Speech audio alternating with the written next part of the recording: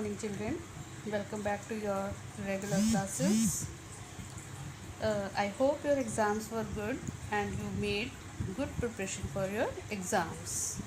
So, children, to continue your class, today I'll start with the second chapter of history, that is Socialism in Europe and the Russian Revolution, which you can see on your screens.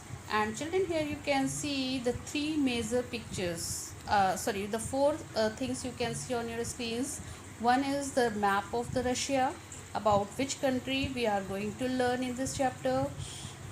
At the top of this you can see communist flag, because after the revolution the Russia became a communist country. And down side you can see left or right, towards left side you can see the person who was Tsar Nicholas II, during whose rule the Russian Revolution took place. And on the another side you can see the person, he is well known for his revolutionary activities, or the leader of the revolution in responsible leader of revolution in Russia, that is Vladimir Lenin. Okay, so now let's move. Children, in today's video I'll discuss about the age of social change, under which we will learn about the liberals, radicals and conservatives.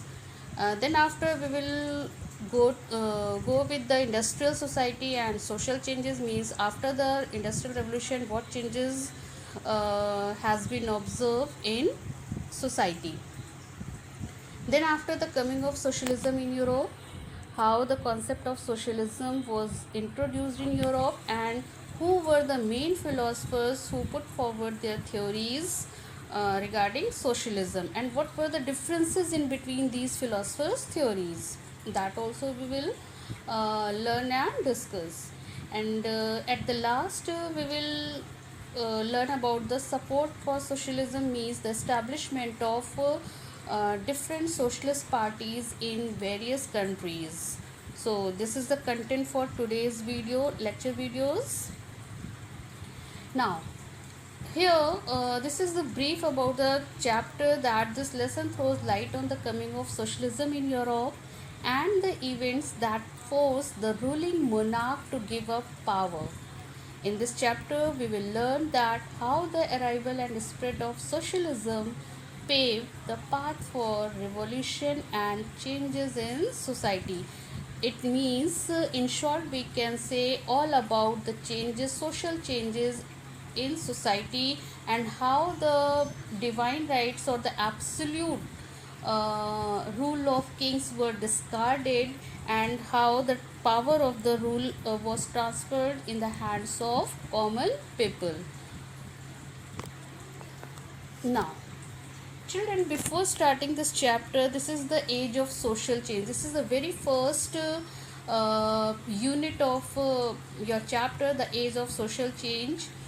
Children, as already you have learned in your French Revolution, that the French Revolution taught the whole world about the ideas of liberty, equality and justice.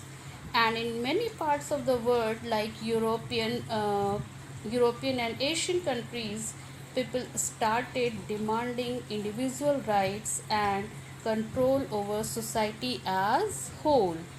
So it created a change, but whatever the changes were demanded, whatever theories for to bring the changes in society, or whatever the discussions were made on the individual rights, about all such issues, there were number of theories of the people, and due to this